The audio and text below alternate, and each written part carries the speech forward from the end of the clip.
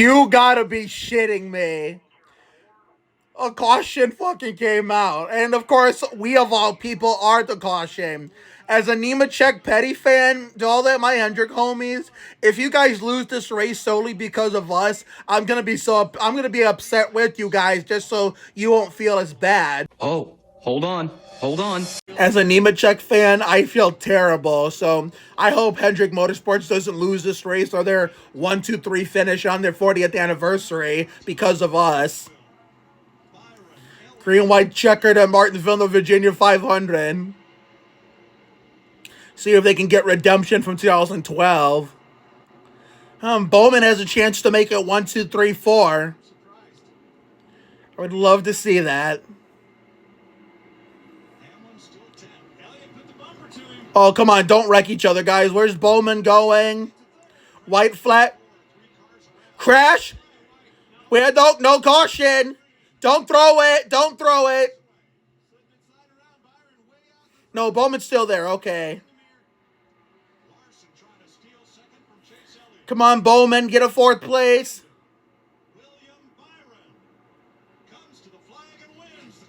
Okay, William Byron wins the Old Dominion 500. Not Old Dominion 500, Virginia 500. The Old Dominion's false, so Hendrick still got their 1, 2, 3 as redemption from 2012. Bowman couldn't make it 1, 2, 3, 4. Unfortunately, he had to settle for 8th. Later that night. Oh my god, we got a hell of a game ensuing with a hell of a finish. Not the one I was looking for, but this works too. Go Spurs, go. You don't even need a 3. Oh, yes! Yes! Julian Zampini! Yes! Yes! Yes! Yes! Yes! Holy shit! Oh my god! Do you believe in miracles? Oh my god, hang on! Hang on! Hang on!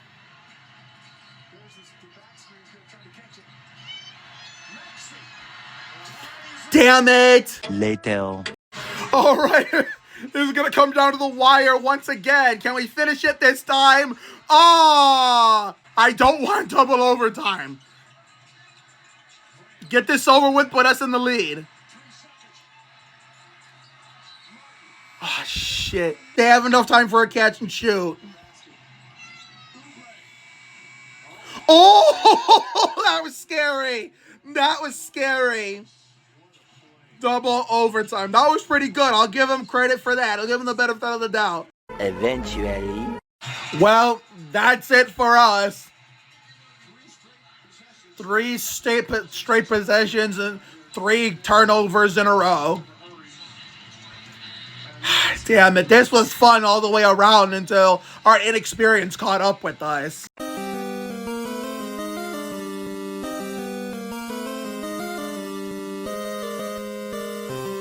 Can you believe the season's almost over already? Only 1, maybe 2 more games to go. I still haven't decided what I'm gonna do next Sunday, but we'll get to the Spurs stuff later. Let's first talk about what was up first on what was a hell of a day in sports for me. And for me, it was another NASCAR San Antonio doubleheader.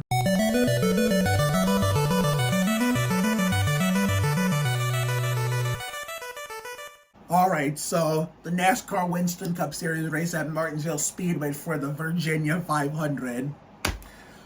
What can I say? Now you see why I said on all over my social media, including here on the community tab on YouTube, I was not looking forward to this race after I got my hopes up for Richmond for no fucking reason.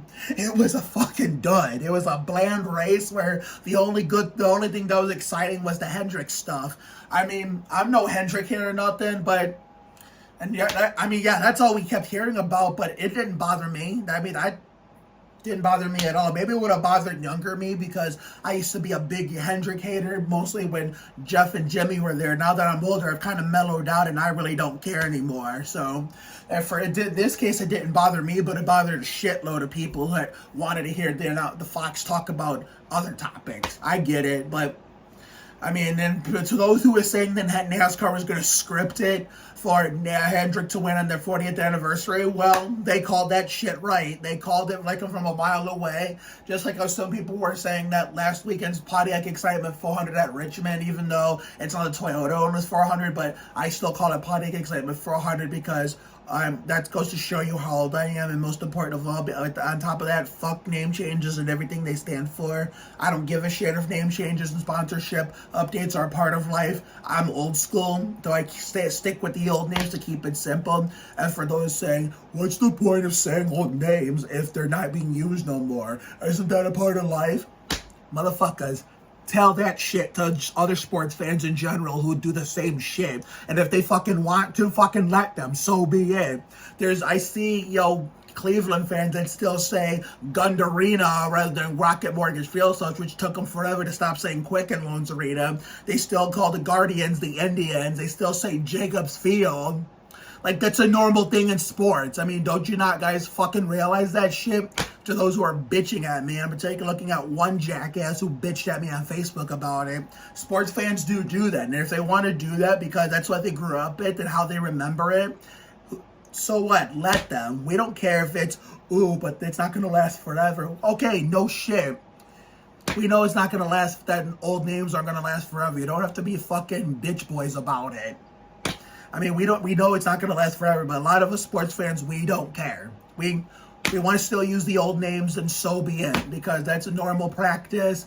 Like, hell, even in NASCAR's heyday when they were calling it Lowe's Motor Speed, Charlotte Motor Speedway, Lowe's Motor Speedway, or calling Sonoma Infineon, I said, to hell with that shit. I still called it Charlotte Motor Speedway. I still called it Sears Point Raceway. I did say Infineon at one point, like in the later years, like as a teenager during the Sprint Cup era when Montoya was driving, and I was rooting for him, and I lived on Sandhurst in Brook Park. I went to Berea High. But after 2011, after Infineon decided not to renew their sponsorship with the track, I mean, instead of going back to Sears Point, they just resorted to calling it Sonoma Raceway. I still called it Infineon, but by the time I got deep into the Sandy Ridgelight phase, I went back to calling it Sears Point because it finally took me forever to stop saying Infineon. And for the Spurs, I still say SBC Center rather than Frostbank Center because it took me forever to stop saying AT&T Center. It's the same thing as a Petty fan. I hate that Legacy Motor Club Motorsports name. I still call it Petty Enterprises, or even sometime at the time Petty GMS. It took me forever to stop saying Richard Petty Motorsports. I mean, it's like they can never make up their goddamn minds on what they want to call something. And if people want to use their OG names that they grew up with, then so be it. To all the dumbasses that want to bitch at me or any other old school sports fans that want to do this practice, which is normal, this is for you. But anyway, enough about that rant. So, therefore, I just went on a whole tangent calling out the dumbasses who want to bitch about sports fans still using old names, who even though they're not used no more. Like, why does it matter? It doesn't affect you or nothing. So, if that makes them sports fans happy, none of your goddamn business. So,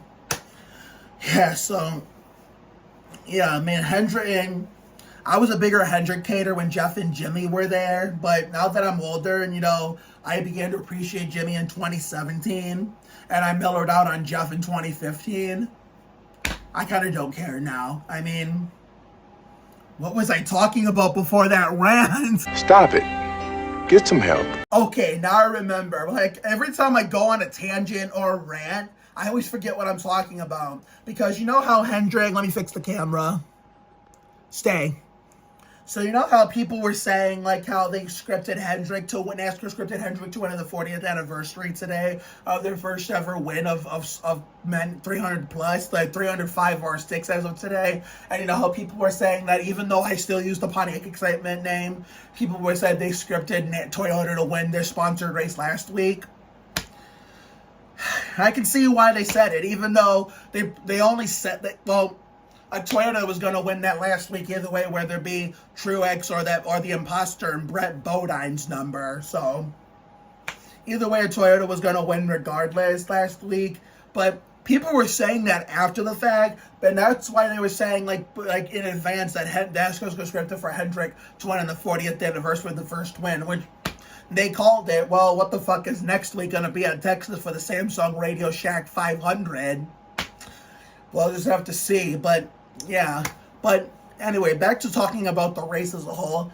Them talking about Hendrick Cut 24/7 didn't bother me. I didn't consider it them shoving it down our throats. But overall, I'll get to that Fox blunder later because I noticed something wasn't right about the last 5 winners. Like, oh my god, that really pissed me off to no end. I knew that shit wasn't right, but I'll get to that in a minute.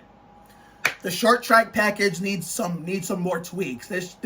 I can't believe that NASCAR found a way to ruin Martinsville and the Winston Cup Series. Like, fix the damn short track package. I mean, sure, last year was a little bit better than the year before, but at the same time, today was not much better than that Hot Cocker show we got 2 years ago. That was another race I had high hopes for. Remember when we got that fight in the pits between Sam Mayer and Ty Gibbs after the Busch Grand National race with that Booty Barker action from The Price is Right, where it was that Live and La Vida Loca Wreck-A-Mole Derby that led up to it. See, that was a good wreck fest. Well, I was hoping we'd get the same shit the next night in Winston Cup when it was a Saturday night Virginia 500 from 2020 all the way to 2022. Technically not 2021 because Mother Nature said otherwise. It made it a Sunday afternoon race that ended in early evening. But that 2022 Martinsville Spring race, I had high hopes for that because that'll lead, even before that, Busch Grand National Thriller with Mayer and Gibbs fighting each other in the pits of that wreck fest. I had high hopes. For that one. And then after we saw that 2022 Busch Grand National wreck fest, it gave me even a bigger high hopes hopefully that Winston Cup wasn't going to be just as good that year. And even though my favorite driver finished third in that one, I still was disappointed. This short track, I mean, I used to look forward to short tracks. Like, at least the Food City 500 was good. The only because they didn't use the short track package, they used an intermediate track. They used the package for intermediate tracks and brought a package, and the package included like massive tire wear, and that was like a very entertaining race. I wanted to see that at Richmond, but that didn't happen because I was looking forward to that race being at night again because Richmond races at night are better than Richmond races in the day. So I said I wasn't looking forward to this race, but since I couldn't go outside and I had nobody to make plans with, I said, you know what, might as well stay in at home and go in the office studio and watch it. And I told you I was not looking forward to the race. Now you see why I wasn't. Because whatever happened to the days of us really looking forward to short tracks and then delivering. We used to look forward to Martinsville and Richmond every single year back in the NASCAR's heyday, and they'd always deliver. It proved right. We look forward to it. All the close quarter bumper to bumper banging and bumping. I mean, I know NASCAR is not all about the crashes. We see a good amount of crashes, even though NASCAR is not really about the crashes. Even if it was, at least when we used to see those crashes in the old days on short tracks, those were actually good wreck fest because, it was good wreck fest with a good racing product. There's a difference between a good wreck fest and a wreck fest that's not even interesting.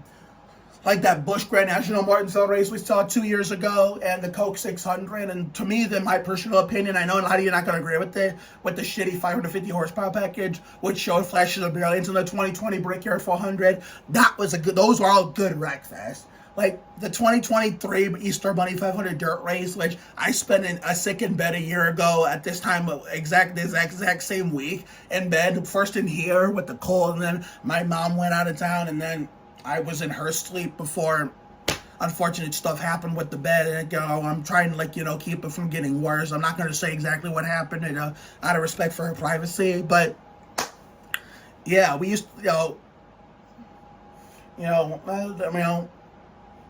that was not that. Okay, I had a brain fart for a second. That the prime example of a wreck fest that's not even interesting was the Easter Bunny 500 dirt race, which is why I'm glad it ran its course and we went back to the Food City 500 on concrete. So yeah, so therefore, and we used to look forward to road courses as well, even when there was only 2 on the schedule with Sears Point and Watkins Glen back in the 2001-2003 era. Hell, even 2004 through 2013, 2014. Wait, when did we start adding more road courses?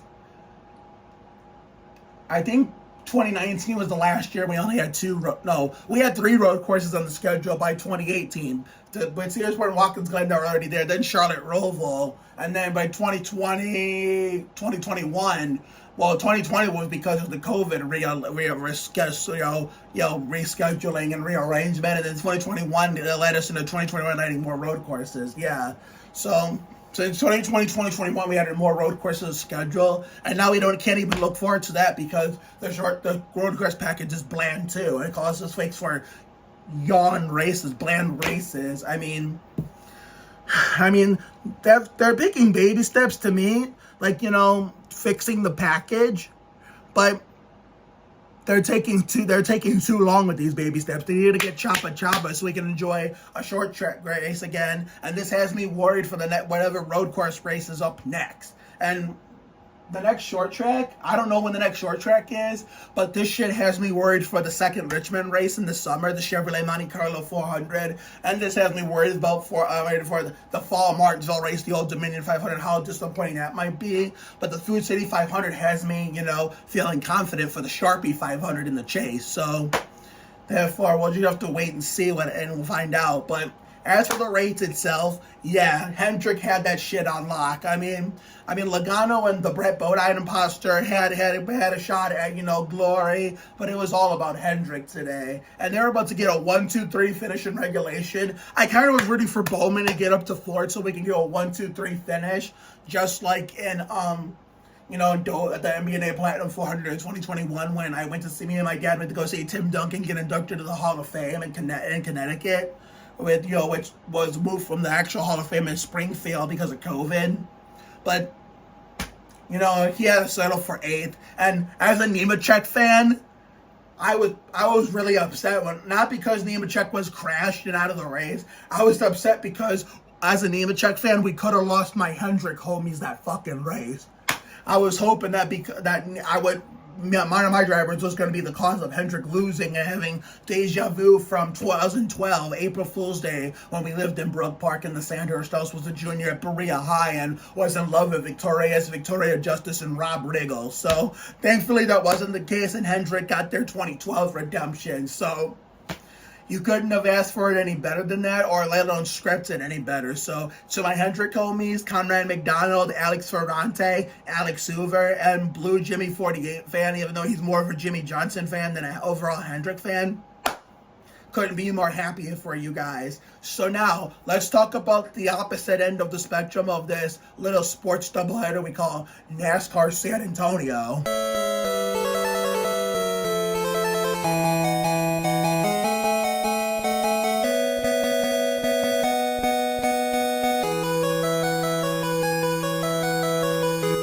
Alright, so the Spurs versus Sixers. This is probably my it may or may not be my penultimate Spurs game of this Tankathon 1.75 tour. And this might be my penultimate means second to last.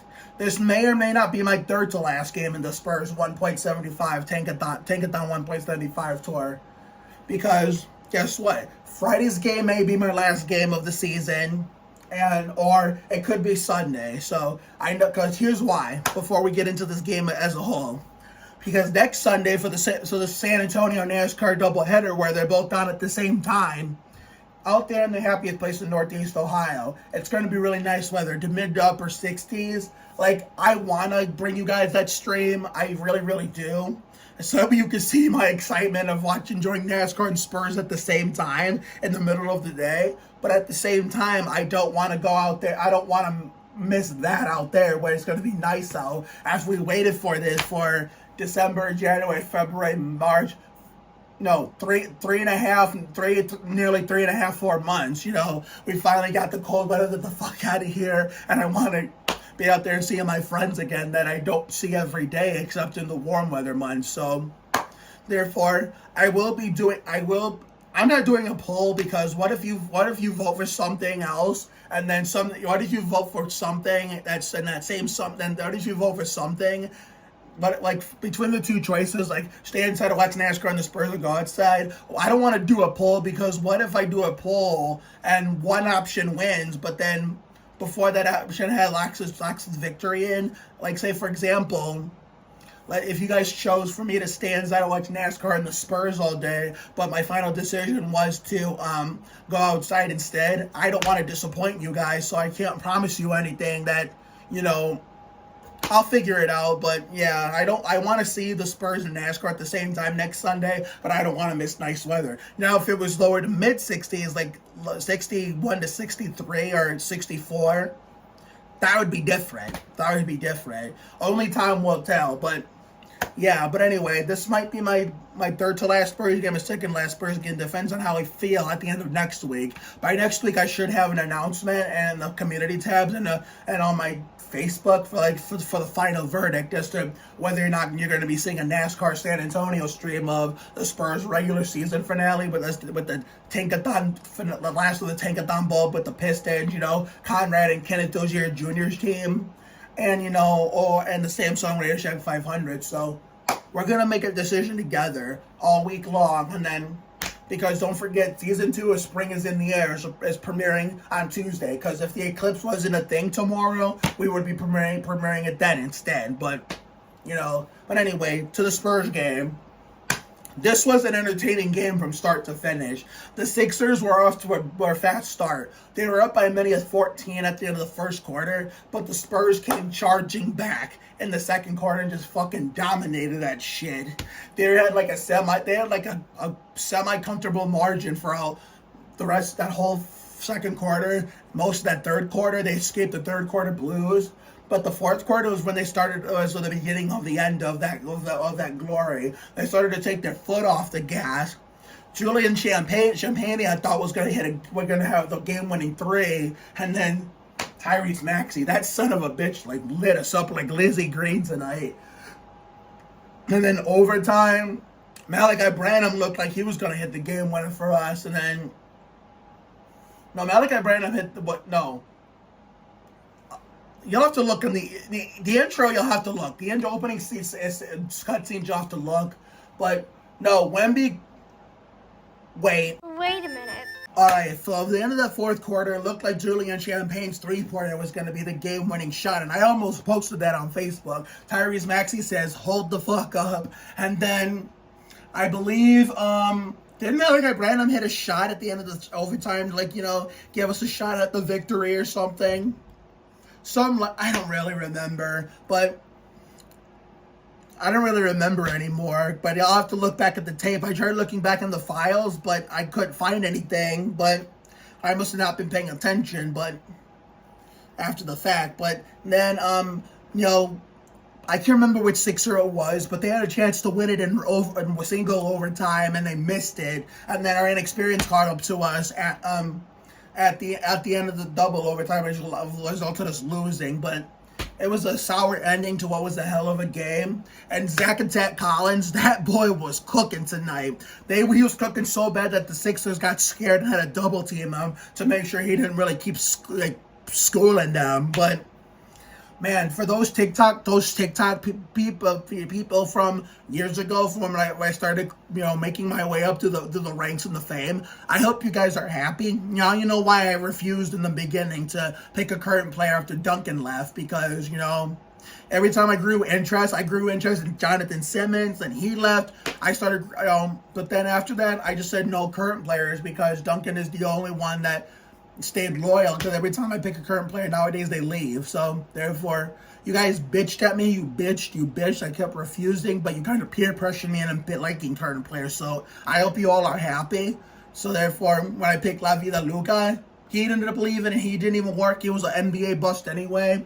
And then I went to Zach Attack Collins and Trey Jones, and if those cats if one or both of them, worst case scenario, both of them leave San Antonio, guess what? I'm done with current players, because guess what? They're never as loyal as that guy or David Robinson ever was. So therefore, if Zach Attack and or Trey leave, I'm not doing current players no more. You can't force me.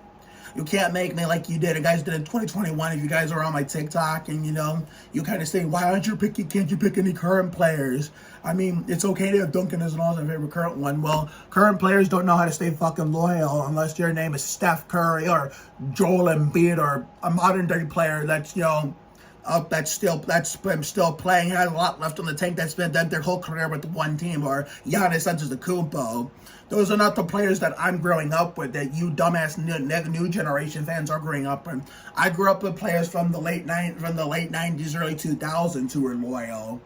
Like Duncan, Nowitzki, Kobe, Robinson, Ginobili, Parker until they pulled an Avery 2001 and 2018-19, but you know what I mean. See, my generation is nothing like the shit show one you kids are growing up with today. Because nowadays, unlike those guys back in the day, there's no loyalty in the NBA these days unless you're Steph Curry, Giannis Antetokounmpo, Joel Embiid, somebody like that. So guess what? If Zach Attack and or Trey end up leaving San Antonio, I'm done picking current players, or you're not going to force me to keep picking current players because they're not loyal. And, trying to force me to do something or I don't want to do and peer pressure me into stuff like that is called violating my rights. But I had enough of the tangents and the ranting today. It was a hell of a game played by the Spurs until an NSR because inexperience caught up to them. The next game I will be tuning into for sure will be Friday night against the Denver Nuggets. Nikola Jokic, he'll probably cook us in that game too. But the last game we played against him, I didn't watch because I had to work. It ended up being a drag race. It wasn't as bad as people expect to be with these modern day Spurs post Tim Duncan, like to 2017-18 onward, because even at least that 2016-17 team, the first year we didn't have him, still was like amazing, like he never left. So, but it eventually had to come to an end at some point. But the next race will be the Texas Motor Speedway. I don't know if I'm going to be watching that or the Spurs regular season finale against the Pistons. So we have all week to decide. But the next video is going to be Tuesday, the official Season 3 premiere. Spring is in the air. Oh yeah, and for Spring is in the air this season for Season 3.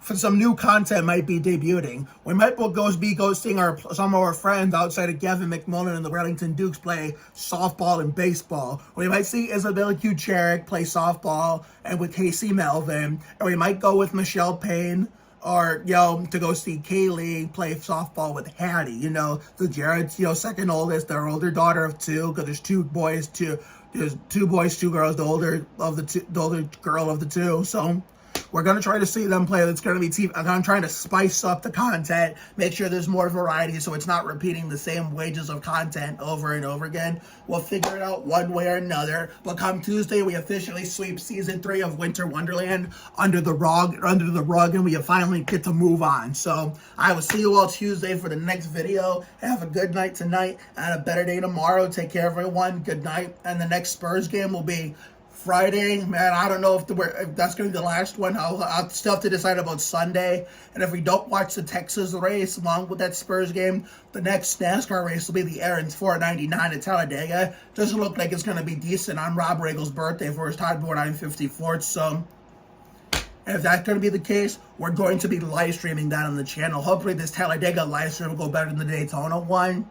And I want to make sure I want you to see the excitement of restrictor plate racing, to see how wild and crazy that gets when 30, 40 plus cars under a blanket and any one of them can win. So therefore, that's going to be an anticipated live. You don't want to miss it. So time to get the fuck out of here, because we're making this video way longer than it needs to be in the outro by going on rambling. So see you later, everyone. Go Spurs, bitch. Oh mama, do better with the short track package, NASCAR. Hi, post editor Mark here, and I had a chance to look at the tape and the files, and it turns out before that scary game-winning attempt in the single overtime session, Wemby had a chance to win it with 2 seconds left before the shot clock was disabled, but he ended up airballing it, resulting in the Spurs getting a shot clock violation. So Malachi didn't even do anything, except he did play amazing. He shot the lights out from three-point land, but he had no overtime heroics. So I just wanted to clarify that, so that way we're all on the same page. Oh, and before I forget, I promised y'all earlier in the video that I'd address NASCAR and Fox's biggest fuck up from today's broadcast. Well, there you have it. only one of these is correct. How the fuck do you mess up that badly? This just goes to show you a perfect example how much NASCAR and Fox's product has gone down the toilet compared to NASCAR's heyday, especially the 2001 through 2003 era. See you all for Tuesday's Spring is in the Air Season 3 premiere and the official 2024 Sandy Ridge premiere. See you later, everyone.